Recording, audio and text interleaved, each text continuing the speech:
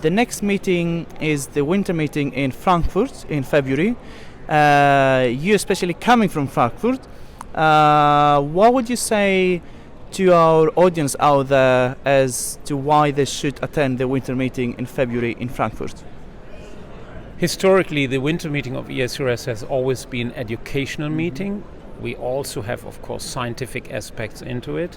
But this year, in February, when we are in Frankfurt, we have a combined meeting between the German Implant Society, where I'm past president of, and we always, when this implant society holds their meeting, have a local president, which is my task then. There is still the president of the DGI, Christoph Wirbelauer.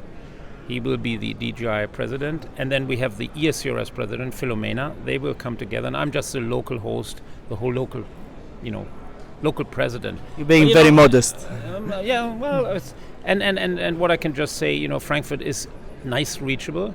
We have a lot of international speakers, because this time we don't only have, for the German participants, they will have more English sessions, but they also have German sessions.